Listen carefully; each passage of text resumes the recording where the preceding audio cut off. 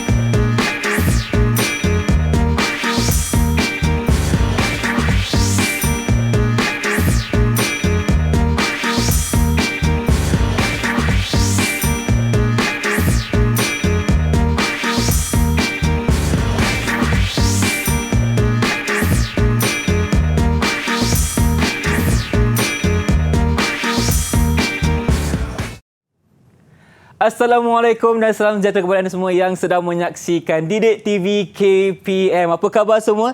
Saya mengharapkan anda dalam keadaan yang sihat sejahtera. Okey, sebelum kita teruskan pembelajaran kita hari ini, tadi anda lihat satu lakonan mengenai mata pelajaran kita yang pastinya akan diterangkan oleh guru kita. Baru saja kita lihat profil beliau sebentar tadi.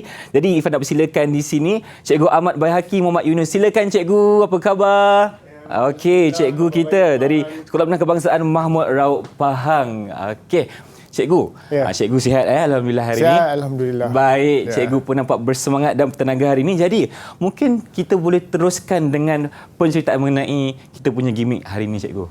Baik, pertama sekali hari ini kita akan belajar satu tajuk yang cukup menarik, yang cukup bermakna untuk kita kenali apakah itu sejarah. Baiklah, sebelum itu saya nak minta kebenaran daripada Ifan untuk kita perkenalkan murid-murid yang akan bersama dengan kita pada hari ini. Okey, boleh? Boleh cikgu. Kalau macam tu, apa kata kita mula? Ya, baik. Untuk kali ini, kita bawakan murid-murid daripada segenap ceruk Semenanjung Malaysia. Ya, kita berikan peluang untuk semua murid mendapat penampilan di Didik TV. Baiklah, yang pertama sekali pada hari ini bersama dengan saya, murid daripada Utara Semenanjung Malaysia, daripada negeri Perlis. Silakan.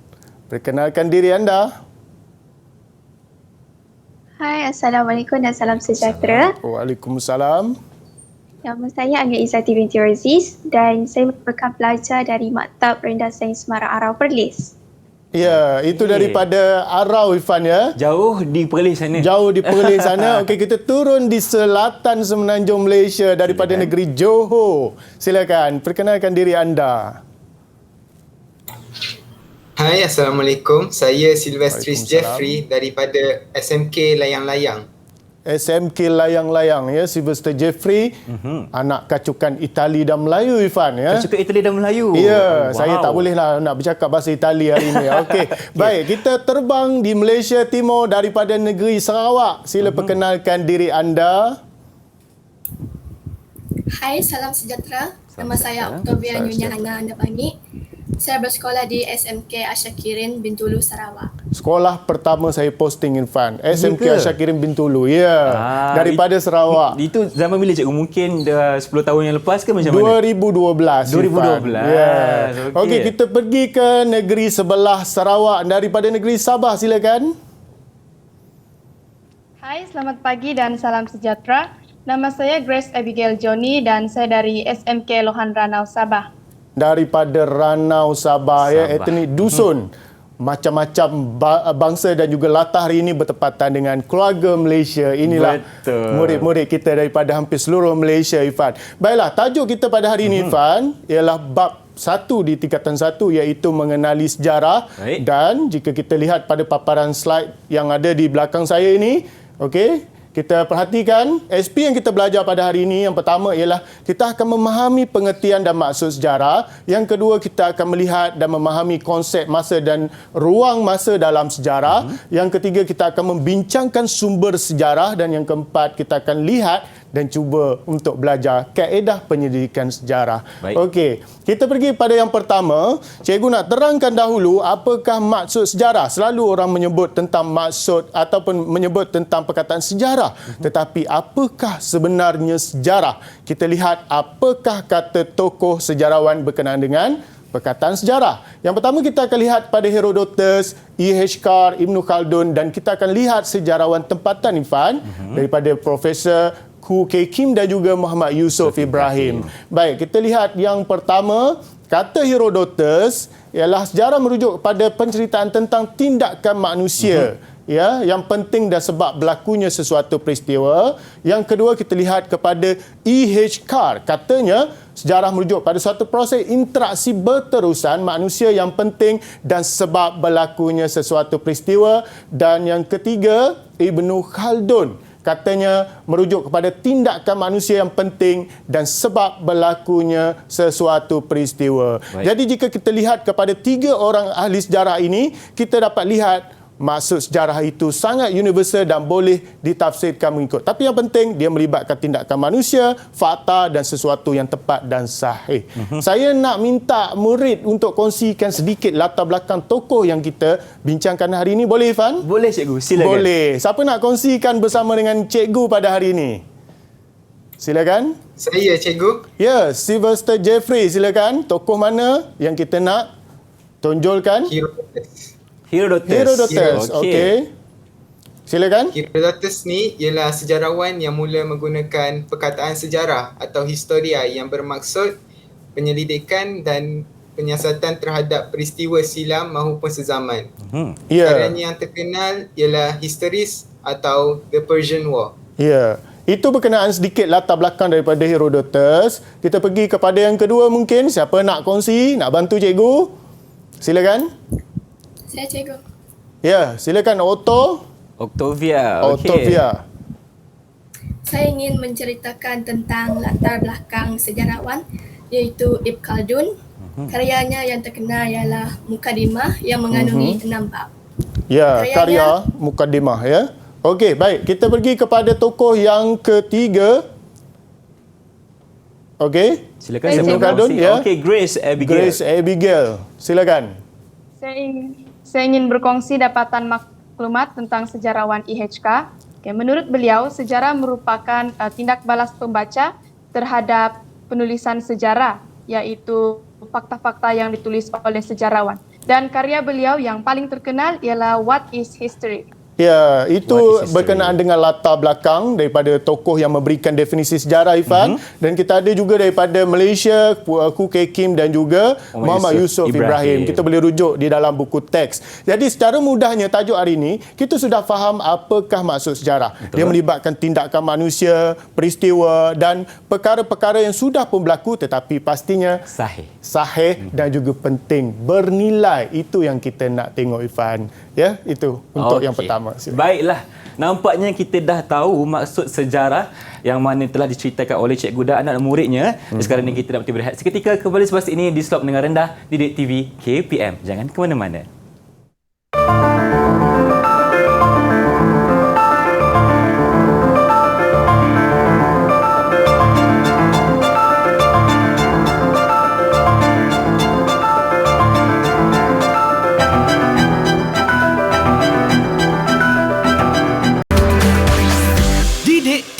KPM.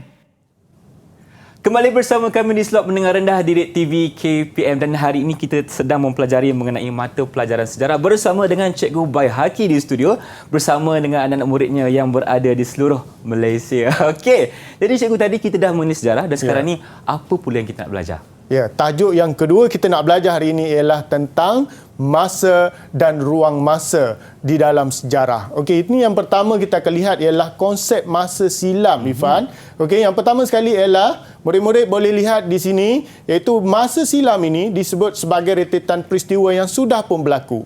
Apa saja yang sudah pun berlalu semalam dan sebelum ini dalam tempoh yang lama itu dipanggil sebagai masa silam. Yang kedua, dia dikaji mengikut urutan yang disebut sebagai kronologi. Kronologi. Macam kehidupan kita ini, kita tidak terus besar macam ni. Lahir-lahir terus boleh bercakap, ada janggut jambang Tidak dan sebagainya. mungkin, cikgu. Tidak mungkin. Tidak ya. mungkin. Kita akan mengalami proses pembesaran yang disebut sebagai kronologi. Itu yang kedua. Yang ketiga, dia disusun mengikut tempoh masa daripada awal hinggalah yang terakhir, dan dalam sejarah ini sebenarnya dia tidak ada had masa. Makin lama pun masih lagi orang mencari dan juga mengkaji tentang sesuatu peristiwa, dan yang ini yang paling penting. Ahli sejarah melabelkan masa ini mengikut kod tertentu, contohnya diukur seperti sebelum Masihi dan juga Masihi. Ya, yang ni kita kena faham apa yang dimaksudkan sebagai Masihi. Dia merujuk kepada kiraan kalender macam yang kita pakai hari ini, iaitu dipanggil kalender Masihi. Merujuk kepada zaman kelahiran Nabi Isa sebagai permulaan kepada tempoh masa yang diukur untuk menilai satu masa dan juga peredaran zaman itu sendiri. Baik, yang kedua, ini disebut sebagai konsep ruang di dalam sejarah, ya. Oleh kerana ruang masa ini sangatlah luas, jadi ahli sejarah membahagikan ruang masa ini kepada 3. Yang pertama, ingat betul-betul, 10 tahun dikira sebagai 1 dekad. Yang kedua, 100 tahun dikira sebagai 1 abad. Yang ketiga, 1000 tahun dikira sebagai 1 alaf. Ada 3 istilah ruang masa yang ingin kita belajar hari ini. Dan di dalam sejarah ini, oleh kerana tempoh masanya sangat luas, 1000 tahun ini lama, Ifan. Ya, kita hidup pun dah rasa lama. Ya, jadi ahli sejarah membahagikan penulisan ini mengikut tema. Sebab itu ada penulisan sejarah bertemakan politik, ada bertemakan ekonomi dan ada bertemakan sosial. Okey, baik. Yang kedua ialah ahli sejarah kalau mengikut kepada tempoh ruang masa negara kita, kita membahagikan mengikut zaman pun boleh.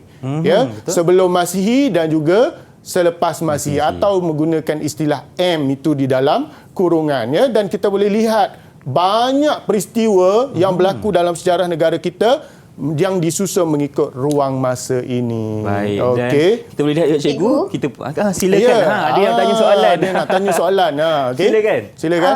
Okey. Mak cikgu, saya bersela, tapi saya nak tanya satu soalan lagi.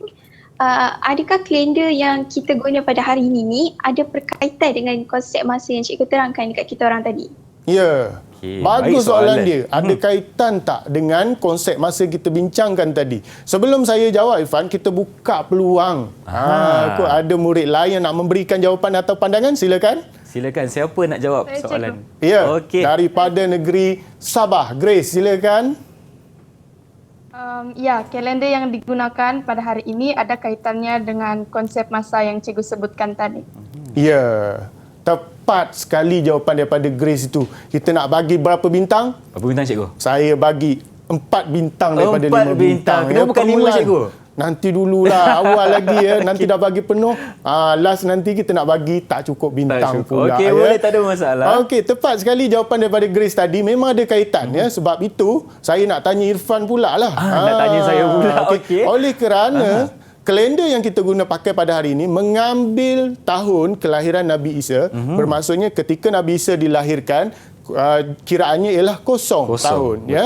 Katalah Nabi Isa ada sekarang ini, berapakah usia dia? Berapakah usia dia, cikgu? Berapa usia dia? Alamak. Nampaknya Ifan memerlukan kalkulator di sini. Kalkulator ya. Okey, perlukan bantuan ke? Saya perlukan bantuan. Siapa nak tolong saya jawab ni? Siapa nak tolong daripada Irfan? Silakan. Berapakah umur Nabi Isa kalau masih ada sekarang lah? Silakan. Ada siapa nak kongsi? Saya, cikgu. Silakan. Jeffrey, silakan. Kalau Nabi Isa masih hidup sekarang, umur dia ialah 2022 tahun. 2022 tahun. Okey, sebab kita kira daripada Masihi itu kosong. Dan sekarang ini tahun 2022. 2022. Maknanya 2000 tahun 22 lah. Ya, 2000 tempoh tahun. masa yang dah berlalu daripada ukuran zaman kelahiran Nabi Isa.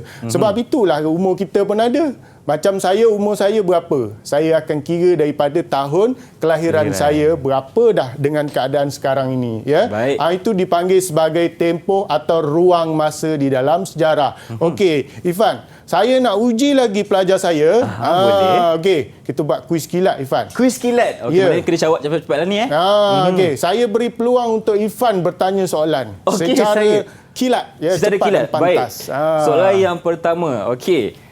Kod SM dalam penulisan sejarah merujuk kepada konsep masa yang mana satu? Siapa nak jawab? Kod SM. Ya, Alia Silakan, daripada Alia. Perlis. Harum Manis. Kod SM merujuk kepada sebelum Masihi. Sebelum Masihi. Tepat sekali jawapan tersebut, Jadi Irfan. berapa bintang, cikgu? Kita bagi 4 juga dulu. 4 juga sebab dulu, nanti baru okey. kita akan nilai layak atau tidak dapat 5 bintang. Okey. Baik. Soalan kedua mungkin, Irfan. Soalan kedua. Okey. Tempoh masa 10 tahun merujuk kepada... Siapa nak jawab? 10 Baik, tahun. silakan. Otovia. Dekat. Dekat, bukan dekat, Irfan. Bukan dekat. Okey. Tepat sekali. Tepat sekali. 4 bintang juga kita Baik. berikan, Irfan. Tahniah. Okey, beri tepukan untuk Okey. Otto. Ada lagi ke, cikgu? Boleh bagi satu lagi soalan. Satu lagi soalan. okey. Okeylah. Okay, Ifan bagi soalan ni kena angkat tangan cepat-cepat, right? Okey, berapakah tempoh masa bagi istilah alaf? Silakan. Alaf. Okey, silakan Jeffrey. 1000. 1000 1000 Okey. tahun. Tepat sekali. Tepat sekali. Okey. Sebab itu zaman kita sekolah dulu, Ifan, pada tahun 1999, orang dah sibuk dah bercakap kita nak masuk alaf baru. Betul. Ingat tak? Tapi saya baru umur setahun waktu tu, cikgu. Umur setahun je.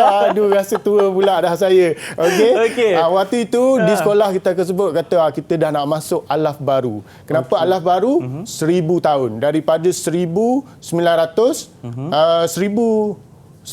daripada 1000 ke 2000. Betul. Ya, betul Kita ya. nak berubah kepada alaf yang seterusnya Alaf lah. yang seterusnya. Okey. Okey, jadi berapa bintang untuk Jeffrey, cikgu? Jeffrey kita bagi 4 bintang juga, sama setara semuanya. Baik, nampaknya semua orang telah Okey. menggenggam 4 bintang setakat ini. Baik. Irfan, Okey. Ya, saya. kenapa kita perlu tahu tempoh masa di dalam sejarah? Sebab seperti yang saya sebutkan tadi, ya, dalam penulisan ini tempoh masanya sangat panjang. Setuju. Ya, jadi kemungkinan untuk kita menilai satu peristiwa tu kadang-kadang dia memakan masa yang sangat panjang. Contohnya perang ataupun pemerintahan sesuatu dinasti mungkin. Jadi pemerintahannya memakan masa sampai beratus atau beribu tahun misalnya. Jadi sebab itu perlunya ruang dan masa itu di dalam sejarah. Dan di depan kita ini sebenarnya juga pentingnya kita tahu ruang dan tempoh masa. Sebab untuk kita menilai, kadang-kadang artifak atau penemuan arkeologi misalnya, dia memakan masa yang lama. Jadi untuk kita lihat kualitinya, tempoh masanya, kaitan dengan kehidupan pada masyarakat terdahulu, penting untuk kita kuasai konsep ruang dan masa di dalam sejarah. Okey, nampaknya cikgu penting sekali untuk kita tahu.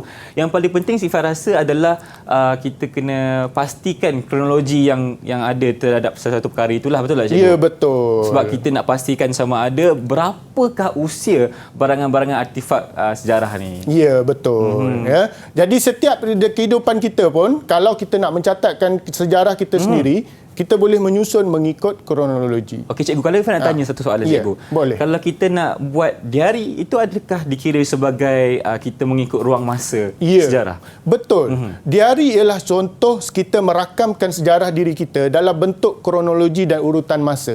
Sebab itu kita ada tarikh. Betul. Ya? Kalau kita lihat orang putih, dia menulis diari, dia mesti setiap catatan dia itu ada tarikh dia. Ada tarikh. Kesilapan terbesar kita ialah selalu kita tidak meletakkan tarikh dalam penulisan kita.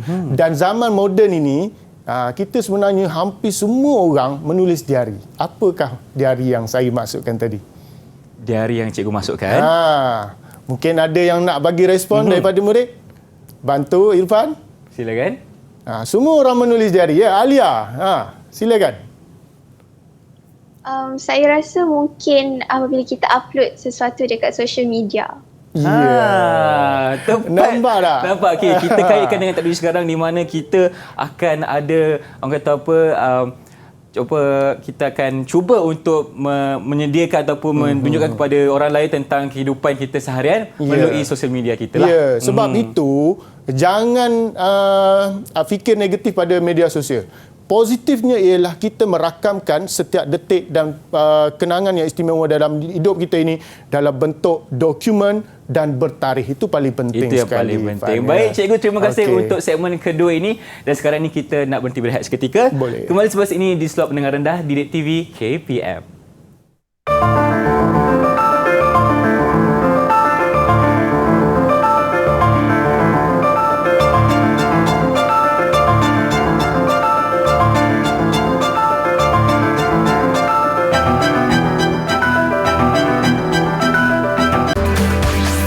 Didik TV KPM. Baik, kembali bersama kami di Didik TV KPM. Jadinya kita sekarang berada di segmen yang ketiga. Jadi apakah perkara yang kita nak baca seterusnya, cikgu? Ya, segmen yang ketiga ini kita akan belajar tentang sumber sejarah. Tadi kita dah kenal, dah faham sejarah. Sekarang kita akan lihat bagaimanakah sesuatu peristiwa atau fakta itu ditulis. Dia mesti merujuk kepada sumber yang autentik dan juga sahih untuk memastikan fakta yang ditulis adalah tepat dan tidak terpesong daripada sejarah yang sebenar. Okey, yang pertama sekali kita akan lihat ada dua jenis sumber di dalam sejarah, Ifan. Yang pertama sumber apa?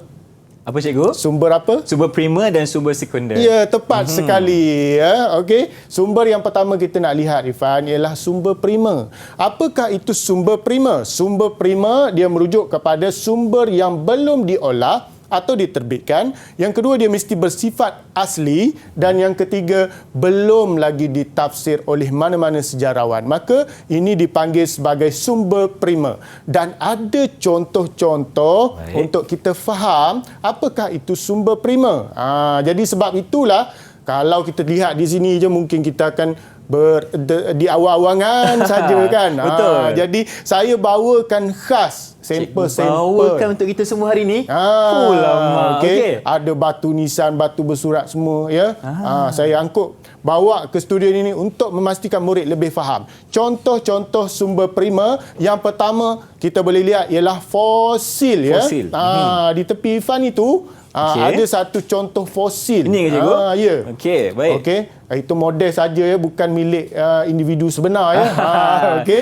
Okey, baik. Fosil ialah rangka manusia. Ini ialah sumber primer yang pertama ya. Yang kedua ialah kita ada artifak di tepi Irfan tu Okey, di sini. Itu ialah contoh yang ada seramik ya. Artifak ini ialah apa sahaja peralatan yang dibuat oleh manusia untuk berburu untuk kegunaan dalam kehidupan seharian. Baik. Itu juga disebut sebagai artifak. Yang ketiga, kita ada bukan artifak dan ada batu bersurat. Batu bersurat. Itu di depan Irfan tu. Ini dia, cikgu. Ada tulisan Okey. Jawi.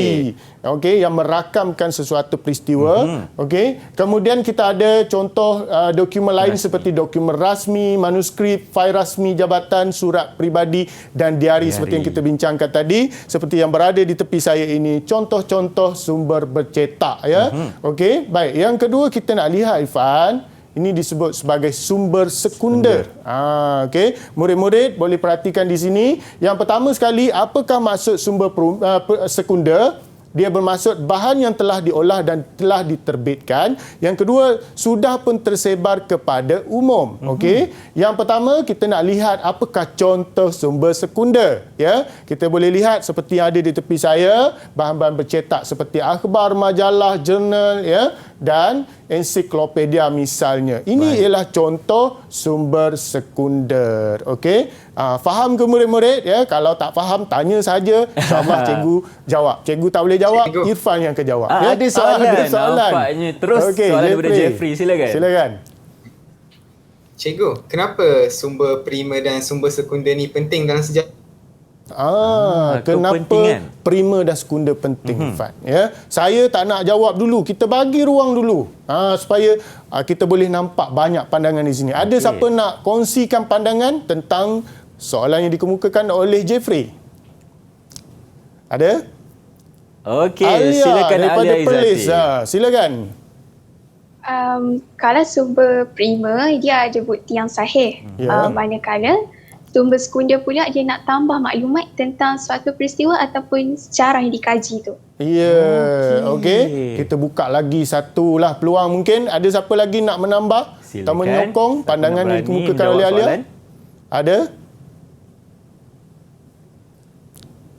Siapa lagi nak jawab? Tak ada. Okey. Okey, kita tutup. Kita tutuplah ruang itu.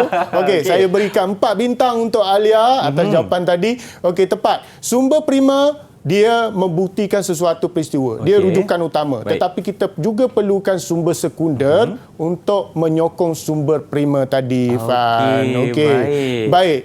Sekarang ini di depan saya dah kongsikan. Betul. Sebenarnya saya ada tugasan juga untuk murid-murid yang bersama dengan saya hari ini. Okey, kita nak kongsikan apakah sumber yang ada di sekeliling rumah anda atau yang anda boleh dapatkan untuk kita kongsikan. Okey? Boleh kita tunjukkan serentak tak? Cuba angkat. Kita nak tunjukkan apakah bahan yang kita nak kongsikan pada hari ini. Ada dokumen. Irfan ada nampak sijil lahir pun ada kat situ. Sijil lahir pun ada ya. Pastinya bukan sijil lahir Irfan ya. Bukan. Saya ingat ada dengan saya. Jadi simpan elok cikgu, itu bukti sejarah saya. Ya, Sejarah okey, kelahiran kena saya. simpan ya. Okey, nampak tak ada kipas sate di situ, ada majalah. Okey, kita nak tahulah apa yang diorang kumpulkan itu, Irfan, boleh? Boleh, cikgu. Okey, Silakan. saya persilakan. Siapakah yang nak kongsikan bahan yang pertama? Sumber apakah, contoh apakah yang anda ingin kongsikan? Prima Silakan. ke, sekunder ke, silakan. Sila. Saya cikgu. Okey. Ya? Octavia. Octavia. Silakan. Okay. Ini adalah contoh sumber yang saya perolehi, iaitu majalah. Majalah ni adalah dalam kategori sumber sekunder. Ya, sumber sekunder, Irfan. Okey. Majalah, okey. Itu ada pinggan di situ. Okey. Ini pula adalah contoh sumber seperti artifak, iaitu pinggan. Pinggan ni adalah dalam kategori sumber prima. Sumber prima, ya, pinggan mangkuk ya. Mungkin ada nilai sejarah sendiri cikgu Ada terhadap ya. pinggan tersebut. Okey. Baik, siapa lagi yang kedua nak kongsikan? Silakan. Ya, Silakan Alia. Alia Izzati. Okey, kat dekat saya sekarang ni ada satu contoh manuskrip. Manuskrip ni tergolong dalam sumber prima, di mana manuskrip maklumat yang ditulis sama ada atas kertas ataupun atas daun lontar yang macam saya pegang sekarang ni. Okey. Ada maklumat, macam ada tulisan lah kat situ. Ada tulisan ke? Ada juga. Tulisan apa tulisan tu? apa tu? Saya macam tertanya lah apa yang ditulis di situ. Saya tulis alif bata. Okey. Ya, alif bata. Huruf Okey, Jawi, daun lontar ini salah satu contoh, Ifan. Zaman dahulu tidak ada lagi kertas. Ya. Jadi sebab itulah masyarakat pada zaman tersebut menulis di atas bahan-bahan seperti ini. Batu, daun lontar. Sebab tidak ada medium untuk mereka gunakan untuk menulis sesuatu catatan. Ya. Okey. Baik. Yang ketiga. Cikgu, sebelum kita teruskan yang ketiga, berapakah bintang untuk Octavia dan Alia, cikgu?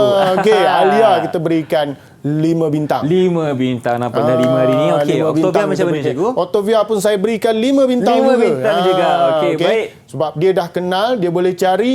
Itu Dan bagi layak contoh pula tu. dapat 5 bintang. Okey, yang ketiga. Siapa nak kongsikan? Tinggal Jeff. Saya, cikgu. Okey, Jeff, silakan. Jeffrey. Okey, di sini saya ada tulang ataupun fosil yang dikategorikan sebagai sumber prima. Sumber prima. Boleh saya tahu tulang apa sebenarnya tu? Tulang kambing. Tulang kambing ya. Okey. Jangan tulang manusia. Masa Jangan kemalangan bahaya. bukan ya. Saya tak suruh mereka korek kubur ya. nasib Yang tu kena baik. tangkap. Okey.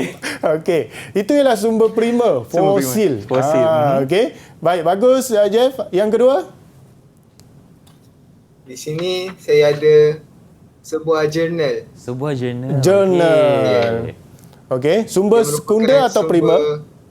Sumber sekunder. Sekunder. Sebab Ya. ciri-cirinya adalah dia telah pun diolah dan Diolah. juga tersebar kepada orang ramai. Ya, betul. Fosil tadi sumber prima sebab dia masih lagi asli, belum lagi ditafsir. Ya. Kalau kita korek, kalau kita buat kerja ekskavasi nanti, tulang tu bukan tulang kambing mungkin, tulang dinosaur atau tulang manusia. Ya, kadang-kadang kita akan temui ini ialah sesuatu yang sangat berharga untuk kita mengenali jenis-jenis sumber. Okey, yang terakhir, Grace, silakan. Sabar silakan. Sumber sejarah yang ada pada saya ialah Keratan Akbar. Keratan Akhbar. Okey. Sumber prima atau sekunder, Grace? Keratan Akbar ini berada di dalam sumber sekunder. Sekunder. Okey. Yang seterusnya. Yang kedua? Itu saja, Cikgu. Satu saja. Dia ada satu saja. Okey. Susah nak cari yang lain agaknya. Okey, tak mengapa. Janji kita berikan kepada Grace 4 bintang lah. Dia tak cukup 1 kan. Okey. Untuk Jeffrey tadi, Cikgu? Untuk Jeffrey kita bagi 5 bintang juga sebab dia cukup 2 kategori sumber untuk dikongsikan. Baik. Okey. Baik, ini juga kita nak lihat Ifan ya, selain pada apa yang ditambah tadi, kita nak lihat ini adalah contoh artifak. Ya, artifak ialah alatan ciptaan manusia. Contoh di seberang sana, kalau murid-murid boleh lihat, perhatikan, itu ialah contoh barangan buatan manusia. Di sini, Cikgu, ya? Ya, ada untuk minuman, untuk isi makanan bekas dan sebagainya. Ya, okey. Dan ada alatan, contohnya di sini. Macam saya bawa ni, di bawah ni sebenarnya ada alatan batu, Ifan. Oh, okey, Cikgu. Alatan batu. Alatan batu. Alatan okey. batu. Okey. Dulu tidak ada pisau, tidak ada parang dan sebagainya. Betul. Untuk memotong, berburu, ya, menggunakan alatan batu. Jadi ini juga salah satu daripada kategori sumber yang kita belajar ini, ya. Baik. Okey. Yang kedua ialah bukan artifak, dia merujuk pada data arkeologi berkaitan dengan budaya manusia yang terdapat di bawah tanah dan di permukaan tanah. Contohnya ada lukisan di dinding, ya. Pasti bukan lukisan di meja sekolah, dinding sekolah, bukan. Di dinding pada zaman dahulu. Ya, zaman dahulu, ya. Jangan ingat orang kuno kembali semula ke zaman ini, ya. Bukan. Okey. Seterusnya kita ada dokumen bercetak, contohnya seperti ensiklopedia yang merakamkan sesuatu yang sangat penting dan bernilai, Ifan, ya. Okey, baik. Sampai di situ untuk sesi kali ini kita sudah mengenali jenis-jenis dan juga sumber dalam sejarah. Ada berapa jenis? Ada 2, Cikgu. 2. Yang pertama kita ada sumber prima. Okey. Yang kedua kita ada sumber sekunder. Dan mungkin Cikgu boleh ceritakan lagi sekali mengenai ciri-ciri kedua-dua sumber tersebut, Cikgu. Okey. Yang pertama sekali untuk pengukuhan supaya murid ingat dan faham, sumber prima dia belum lagi diolah bersifat asli, sumber sekunder dia sudah pun tersebar kepada umum dan juga bersifat menyokong, ya. Dan daripada sumber ini saya nak tambah sedikit, Ifan, sebenarnya kenapa kita perlu memahami dan juga mengkaji sumber, sebab di dalam sumber itu dia mengandungi banyak maklumat. Betul. Bukan sekadar tulisan atau bentuk saja. Contohnya batu bersurat ni, Irfan, kita lihat di dalam tulisan itu dia ada mesej. Ada mesej. Contohnya di Kuala Berang, terjumpa batu bersurat yang menulis tentang rupanya sudah muncul ataupun penyebaran agama Islam sudah berlaku di kawasan tersebut. Ini ada buktinya, Cikgu. Ada bukti. Maksudnya di situ kita dapat gambaran masyarakat sudah pun menganut agama Islam, ya. Kemudian batu nisan, contohnya yang saya buat ini daripada polystyrene di depan Cikgu Ifan buat ni. sendiri, Bukan yang original. Okey, sampel saja. Di batu nisan itu juga ada tulisan. Kadang-kadang dicatatkan tahun. Dan di pekan ini kita dapat tahu bila Islam itu datang. Ya. Kemudian daripada seramik bentuk itu. Okey, boleh Ifan angkat satu, Cikgu? Ya. Okey, kita tunjukkan. Okey, baik. Ya. Jadi biasanya kita akan jumpa daripada kerja-kerja arkeologi di dasar laut, ya, kita akan jumpa pinggan mangkuk. Ya, laluan kedudukan Malaysia ini terletak di laluan perdagangan antarabangsa. Betul, ya. Cikgu. Kita ada jumpa pinggan daripada dinasti-dinasti Cina yang lama, ya, dan daripada situ kita boleh lihat interaksi hubungan antara masyarakat dunia luar dengan masyarakat tempatan. Betul. Contohnya artifak loceng ini dijumpai di Kampung Pencu Muar, ya, dan loceng ini dibuat oleh Kerajaan Funan. Okey. Kerajaan Funan di atas Kemboja sekarang, ya. Itu maksudnya kita boleh nampak interaksi perdagangan itu sudah berlaku dengan masyarakat di Muar Johor Muar ini. Johor. Jadi sebab itu sumber ini sangat penting.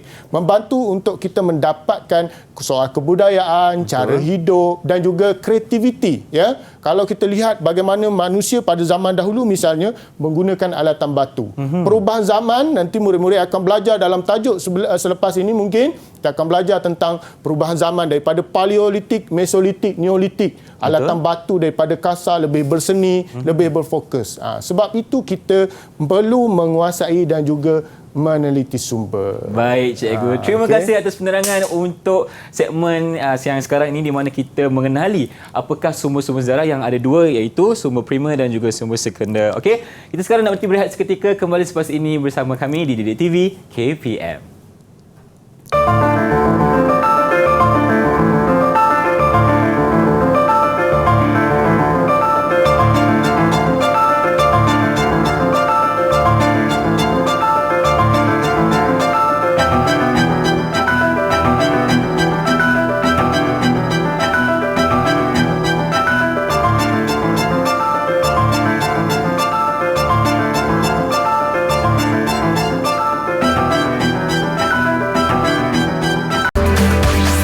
Didik TV KPM. Kembali bersama kami di Didik TV KPM dan sekarang ini kita berada di segmen yang kita akan kongsikan kepada anda semua, iaitu apa, Cikgu? Okey, segmen yang keempat ini kita akan perhatikan tajuk kaedah penyelidikan dalam sejarah. Baik. Ya. Okey, buat makluman dan juga pengetahuan murid-murid, terdapat 3 kaedah penyelidikan dalam sejarah, ya. Susah Ifan, ahli sejarah ini nak dapatkan sesuatu maklumat. Jadi sebab itu kaedah itu perlu berbeza, ya. Okey, yang pertama sekali kita ada kaedah bertulis, yang kedua kaedah lisan, yang ketiga kaedah apa, Ifan? Arkeologi. Arkeologi. Okey, kita lihat yang pertama, kaedah bertulis, ya. Okey, kaedah bertulis ini dia merujuk kepada kajian terhadap sesuatu peristiwa daripada maklumat pada sumber yang dipahat atau ditulis. Sebab itu kita bawa contoh batu bersurat tadi, okey, dan juga daun lontar yang dikongsikan oleh Alia, ya. Yang kedua ialah ada maklumat yang tidak direkod secara bertulis. Tetapi ada dalam ingatan dan pengalaman manusia. Baik. Jadi itu juga kita boleh jadikan sebagai satu sumber rujukan, dan untuk mendapatkan maklumat tersebut kita boleh menggunakan kaedah lisan. Lisan. Okey, kaedah lisan ini perlu melalui proses temu bual. InsyaAllah kalau ada masa kita cuba buat satu simulasi sebentar lagi. Okey, yang ketiga ialah satu kaedah. Bertulis pun tidak ada, ya. Lisan pun semua orang tak ada hidup pada zaman 5,000, 10,000 tahun dahulu. Betul. Caranya ialah kita dapatkan maklumat melalui kaedah arkeologi. Okey. Kaedah ini digunakan secara saintifik untuk mencari maklumat sejarah daripada bahan tinggalan sejarah, ya. Okey, baik, kita lihat yang pertama, ini ialah proses kaedah bertulis. Kita perlu menyusun beberapa kaedah. Yang pertama sekali, kenal pasti sumber, Rifan. Okey. Yang kedua, kita perlu mendapatkan dan mengesahkan sumber bertulis tersebut daripada arsip ke, perpustakaan ke, atau milik individu perseorangan. Okey. Yang ketiga, kita kumpul dan kita simpan sumber yang diperoleh. Kemudian yang keempat, kita menggunakan peralatan yang sesuai, sebab ada sumber-sumber yang lama ini dia sangat sensitif, mudah rosak sebagainya. Jadi kita tidak boleh mengambil dengan kasar. Kadang-kadang kita perlu ambil fotokopi saja, ya. Yang penting maklumat itu kita boleh dapat untuk kita buat analisis yang terakhir. Ini ialah proses kaedah bertulis. Yang kedua ialah proses kaedah lisan, ya. Yang pertama, tahap yang pertama perlu buat persediaan dulu. Kita kena tentukan apa, Ifan? Tokoh dulu. Tokoh dahulu. Siapa kita nak buat temu bual. Kenapa kita nakkan dia? Sebab ada maklumat penting, dia ada prestige, ada pengaruh, ada kedudukan yang melayakkan dia memberikan maklumat dan juga info. Yang kedua, kita perlu buat rakaman temu bual. Kenapa kita tidak boleh tanya saja? Sebab kalau kita tanya saja, tak ada bukti cikgu. Tak ada bukti. Yang kedua, sifat kita ni mudah lupa. Betul.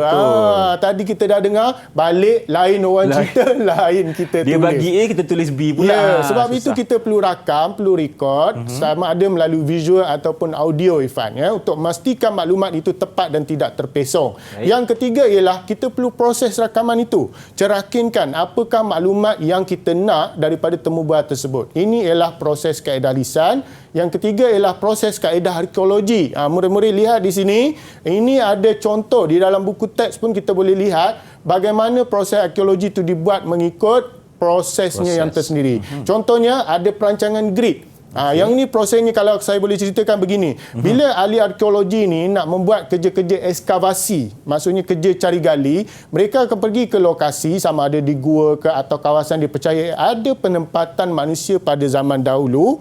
Jadi kita akan menggunakan peralatan. Contohnya peralatan macam kita kesan periuk api itu. Okey. Jadi ada logam atau objek di dalam tanah, maka mereka akan menandakan kawasan itu. Okey. Tandakan dengan penandaan grid, kemudian dia akan tanda ukur dengan benang ke dan sebagainya, kemudian barulah kerja-kerja cari gali itu dibuat, ya, dikorek dengan sangat teliti dan memakan masa kadang-kadang bertahun, Ifan. Bukan pergi korek-korek terus jumpa sampel. Betul. Ya, bukan. Okey, itu ialah contoh bagaimana kaedah arkeologi. Okey, ini ialah contoh kerja-kerja di makmal arkeologi. InsyaAllah kita akan buat satu simulasi sebentar lagi. Ada 2 simulasi yang cikgu janjikan. Ya, okey. Ini Baik. ialah arkeologi bawah air. Saya nak terangkan dahulu. Ini ialah salah satu cabang yang baru dalam arkeologi di Malaysia. Sebelum ini kita buat di daratan. Sekarang ini, bila kita lihat banyak kapal-kapal karam dan juga tenggelam yang memerlukan kita buat kerja-kerja kajian untuk pastikan semua sumber itu tidak terhapus begitu saja. Ya, jadi kajian ni, arkeologi ini dibuat untuk mengetahui tentang peninggalan manusia yang terdapat di dasar laut, sungai atau tasik melalui kapal dagang yang melalui laut tersebut. Yang kedua ialah dia dari segi tekniknya kita perlu sesuaikan sebab di dasar laut ini macam yang kita buat di awal rancangan ini sangat sukar, Ifan. Memerlukan kos, peralatan, kemahiran. Kalau Ifan boleh tak menyelam scuba? Kita kalau tak cuba tak tahu cikgu. Kalau diberi peluang saya akan cuba juga. Ya, saya kalau diberikan tong oksigen, saya berani cuba. Betul. Kalau menyelam gitu saja saya tak berani. Tak apalah, kita keluar baliklah cikgu. Okey. Baik. Inilah contoh. Kita ada universiti, contohnya Universiti Malaysia Sabah, ya, mempopularkan kerja-kerja cari gali untuk kita pastikan khazanah negara itu tidak terlupus begitu saja. Inilah contoh proses kaedah arkeologi bawah air. Ya, ada penandaan grid ekskavasi. Di dalam buku teks diberikan gambaran bagaimana proses itu dibuat, kemudian menggunakan peralatan menyelam. Yang ketiga ialah kita buat fotografi. Sebab tadi kita tengok tadi bukan dia selfie. Bukan. Penting kita nak tengok kedudukan bahan itu di dasar dan tapak asal bagaimanakah keadaannya. Melalui fotografi. Ya. Yang keempat ialah kita akan menggunakan kaedah paip udara. Sebab ada kawasan ataupun artifak yang ada di dasar laut sudah diselaputi lumpur. Lapisan tanah itu perlu dibuang. Macam mana nak guna cangkul di dasar laut, Ifan, ya? Kita menggunakan paip udara. Disedut ke atas untuk memastikan artifak tidak rosak dan diletakkan di atas satu permukaan, diapungkan menggunakan peralatan untuk diangkat ke permukaan paras laut. Itu ialah contoh proses arkeologi bawah air. Okey. Baik, Irfan. Sekarang saya nak bahagikan murid saya ni kepada 2 kumpulan. 2 kumpulan, okey. Okey, kumpulan yang pertama akan cuba buat kaedah bertulis. Okey. Kumpulan yang kedua akan buat kaedah lisan. Okey, sementara kaedah bertulis menyiapkan tugasannya mengikut proses yang saya dah ajar tadi, saya nak satu kumpulan buat kaedah lisan. Okay. Jadi kita nak jadikan Irfan sebagai orang Sumber. Saya jadi orang Sumber hari ni? Orang Sumber. Okey, Sebab boleh. Irfan ini figura yang cukup tersohor jugalah. Berbanding dengan saya ini. Okey, boleh Irfan? Boleh cikgu, tak ada masalah. Boleh. Ini simulasi je kan? Boleh, tak ada masalah. Okay. Kita bagikan 2 kumpulan. Yang pertama, Jeffrey dan juga Alia akan buat tugasan kaedah bertulis. Yang kedua ialah Otto dan juga Grace akan buat kaedah lisan. Baik. Okey, dah bersedia ke murid-murid? Otto dah bersedia? Okey, nampak dah ada. Okey, dah Thumbs up. bersedia. Alright. Okey, silakan Otto. dan Grace akan mencatat maklumat ya. Okey, silakan. Okey. Selamat sejahtera Encik. Saya ingin sejahtera. bertanya tentang latar belakang Encik. Apakah nama penuh dan bilakah Encik dilahirkan? Okey, saya kena jawab ni. Saya orang semua ni. Okey, kena okey. jawab, ya. Baik. Okey, nama penuh saya adalah Irfan Syahmi bin Muhammad Safi. Okey, tarikh lahir saya adalah 11 Ogos 1998. Tahun tak tipu ya. Tak tipu, saya memang muda Memang lagi. nampak muda lah. Memang nampak muda. Okey, boleh. Teruskan Okey. Otto. Okey, soalan saya kedua ialah bolehkah Encik ceritakan tentang sejarah awal pendidikan? Sejarah awal pendidikan. Okey. Kalau macam tu kita mulakan dari sekolah rendah boleh cikgu Ya, boleh. Okey, kalau sekolah rendah saya daripada tahun 2005 sehingga 2010, saya bersekolah di Sekolah Kebangsaan Seri Negeri Langkawi. Langkawi. Saya orang Kedah. sana. Saya orang Kedah cikgu. Okey. Okey, kalau kemudian? untuk sekolah menengah dari tahun 2011 hingga 2013 saya bersekolah di Sekolah Menengah Kebangsaan Mahsuri Langkawi juga. Langkawi juga. Okey, tetapi selepas itu saya berhijrah ke Jitra Kedah di mana tahun 2014 sehingga 2015 untuk SPM saya bersekolah di Sekolah Menengah Sains Kubang Pasu Jitra Kedah. Okey. Mungkin ada lagi soalan Otto atau sudah habis temu bual? Okey. Ada. Ada lagi Soalan banyak. Okey, dia nak banyak tanya, soalan ya. ni. Tak apa, berikan Okey. soalan saya cuba jawab Silakan. dengan baik. Okey. Soalan yang terakhir ialah apakah kejayaan terbesar dalam kejayaan Encik sekarang? Okey, kalau kita nak berkisarkan kejayaan saya rasa kejayaan terbesar sekarang ini adalah merupakan saya menjadi pengacara untuk Didik TV KPM. Didik TV Yes. KPM. Ya. Okey. Okey. Dah lengkap ya Otto? Ada lagi soalan? Tak ada. Okey. Tak ada. Baik, Okey. kita nak tengok apakah maklumat yang dirakamkan oleh Grace. Silakan. Okey, silakan Grace. Baiklah, saya akan berkongsi maklumat, hasil dapatan maklumat bersama temu bual dengan Encik pengacara tadi. Okey. Nama Encik pengacara ialah Encik Irfan Syahmi bin Muhammad Syafi, kalau tak silap. Okey, kalau kita boleh betulkan sedikit, Safi bukan Syafi. Okey, Safi. Okey. Okey, yang kedua. Sorry. Tak apa, tak ada masalah. Okey. Okey, Encik Irfan lahir pada 11 Ogos 1998 Okey, betul. dan Encik Irfan mendapat pendidikan sekolah rendah pada tahun 2005 hingga 2010 di SK Sri Negeri Langkawi. Okey. Kemudian mendapat pendidikan sekolah menengah pada tahun 2011 hingga 2013 di SMK Mahsuri Langkawi. Okey. Seterusnya Encik pengacara berpindah sekolah di Negeri Kedah pada tahun 2014 hingga 2015 di SMK Sains Kubang Pasu, Kedah. Mungkin kita boleh tengok jawapan untuk apakah kejayaan Encik Irfan yang dicatat oleh Grace. Kejayaan terbesar Encik Irfan sepanjang karier ialah menjadi pengacara Didik TV KPM. Okey. Saya nak tanya, adakah maklumat yang dicatat oleh Grace itu tepat? Okey, ada Atau sedikit sahajalah. Ya. Di mana Sekolah Menengah Sains Kubang Pasu bukan SMK Sains Kubang Pasu. Sebab itu kita perlu merakam. Betul. Sebab kita nak pastikan maklumat itu tepat, autentik dan juga sahih, Irfan. Baik. Okey, baiklah. Secara serentak, saya nak tengok apakah hasil tugasan kaedah bertulis yang dibuat oleh Alia dan juga Jeffrey. Apakah sumber bertulis yang anda kaji? Okey. Apa tu Irfan? Pada tangan Alia. Pada tangan Alia kita ada Keratan Akhbar, cikgu. Keratan Akhbar. Tulisan apa tu? Tulisan Jawi. Tulisan Jawi. Okey, pada Jeffrey? Pada Jeffrey kita ada buku, cikgu, Poster. poster. Ataupun risalah, ya. Risalah. Okey, Baik. apakah maklumat Alia dapat daripada Keratan Akhbar? Boleh Irfan baca ke tulisan Jawi tu? Negara berkabung, cikgu. Negara berkabung. Ya, tepat sekali. Okey, Alia, silakan. Okey, ini adalah Keratan Akhbar Keluaran Utusan Melayu. di mana Kereta Khabar ni memaparkan berita tentang pemergian Tun Dr. Ismail, iaitu pemangku Perdana Menteri negara kita. Maknanya kita boleh dapat maklumat daripada Keratan Akhbar. Betul. Satu contoh. Okey, yang kedua, Jeffrey, silakan. Daripada hanya satu poster atau risalah, apa risalah. maklumat yang Jeffrey dapat? Di sini saya ada sebuah poster yang mengajak penduduk Tanah Melayu untuk belajar dan menggunakan bahasa Jepun. Saya rasa poster ni digunakan masa pendudukan Jepun di Tanah Melayu. Okey.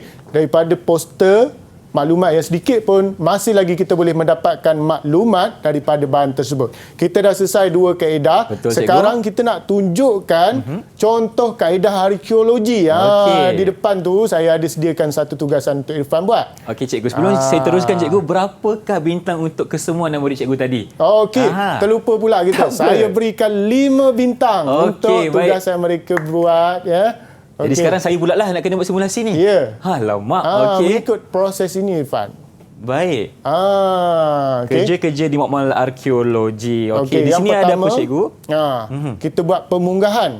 Okey, pemunggahan. Irfan keluarkan apakah sampel Okey. yang ada di dalam tu. Baik, kalau kita boleh lihat di sini, kita ada siput cikgu Kulit siput, Kulit siput. kerang dan sebagainya. Okey. Banyak jenis ya. Banyak bentuknya. jenis. Okey, Okey. boleh Irfan keluarkan, letakkan di Keluarkan. atas. Baik, Okey, kita keluarkan. papan untuk kita buat proses yang kedua. Okey, Ifan keluarkan 1, 2, 3 dululah, okey? Okey. Nampak ada pasir-pasir kat sini. Jadi proses yang kedua ialah kita buat pembersihan. Pembersihan. Gunakan Okey. berus Irfan ya, jangan guna klorok, sabun dan Jangan. sebagainya. Cikgu Ifan tanya, kita Ya. boleh pakai berus yang macam mana cikgu? Berus yang lembut lah, sebab itu kita pakai berus. Sebab bahan artifak ini usianya sudah memakan masa yang sangat lama. Okey. Jadi dia sangat sensitif. Sangat sensitif. Itu pun kena buat perlahan-lahan Irfan. Oh, perlahan-lahan. Dibelai-belai kena dia. lembut-lembut. Okey. Macam sapu makeup jugalah ya. Faham. Okey. Sebab kita tak nanti nak dia ada akan yang rosak. Ya, betul.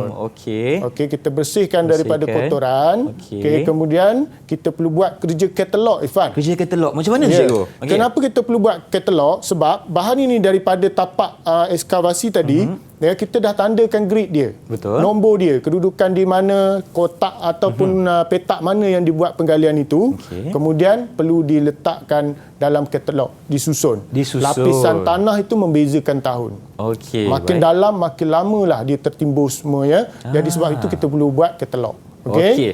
Okey, kita letak di dalam kotak itu Irfan. Okey, di sini cikgu sediakan kepada Irfan satu kotak di mana Irfan boleh meletakkan kulit siput ni sebenarnya. Kita buka dan kita simpan. Okey.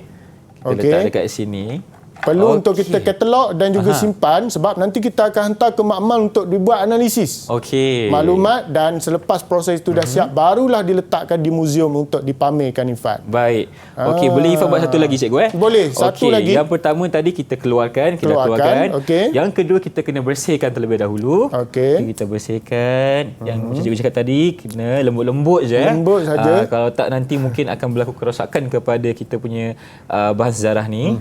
Okey. Dan selepas kita dah bersihkan, kita masukkan ke dalam kotak untuk katalog. Ya, Okey, katalog. Ifan letakkan dekat sini. Kalau kita boleh tengok, ini antara kulit siput yang Ifan dah buat sebentar ini lah. Sempurna satu proses kita tutup. kaedah arkeologi. Okey, begini Kerja-kerja di hasilnya. makmal ya Irfan. Okey. Baik Irfan. Jadi kita dah terangkan 3 kaedah penyelidikan di dalam sejarah. Betul. Ya. Murid-murid boleh cuba di rumah ya, dan ada pengukuhan di dalam portal sumberku dan juga perkasa. Perkasaku. Boleh rujuk di situ, tambahkan, dan di dalam buku teks itu ada aktiviti yang kita boleh buat ya, boleh cuba sendiri dan pastikan kita menghayati sejarah dan mengenali sejarah itu sendiri Irfan. Baik. Boleh kita buat kesimpulan lah pada kalau macam apa tu, yang cikgu, kita belajar. Kita dapatkan seorang murid cikgu untuk berikan rumusan. Siapa Ya, cikgu nak bagi boleh. rumusan ni? Saya beri peluang lah siapa yang nak membuat kesimpulan, rumusan daripada apa yang kita belajar hari ini. Silakan.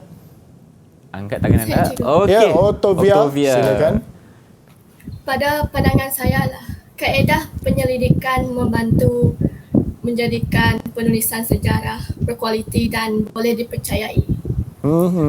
Menjadikan penyelidikan lebih berkualiti dan dipercayai. Percayai. Okey, ada lagi seorang mungkin kita berikan peluang Sekarang untuk ni apa memberikan kata kita dapat kepentaksiran daripada cikgu mengenai prestasi keseluruhan daripada cikgu hari ini? prestasi. Baik, secara keseluruhannya daripada 5 bintang, saya berikan 5 bintang. Baik. Kalau dikira markah daripada 100, saya berikan 95 markah. 95 markah. Ya, atas kerja buat dan komitmen mereka, menunjukkan mereka faham dan menghayati apa yang kita belajar pada hari ini. Secara rumusannya pada hari ini, Fan, saya kongsikan kita dah faham apakah itu sejarah, mengenali konsep ruang masa dan juga sumber, kemudian kita cuba buat kaedah penyelidikan dan hargailah semua warisan khazanah negara seperti yang ada di depan anda pada hari ini. Betul. Kalau bukan kita hargai, siapa lagi cikgu Ya, Terima betul. kasih cikgu kerana bersama kami di Didik TV KPM hari ini. Terima kasih juga kepada anak murid cikgu yang berada di dalam talian. Dan kalau rezeki kita berjumpa lagi dalam mata pelajaran sejarah, kita teruskan. Jangan lupa untuk sokong Didik TV KPM. Okay? Kita jumpa lagi. Assalamualaikum. Bye-bye.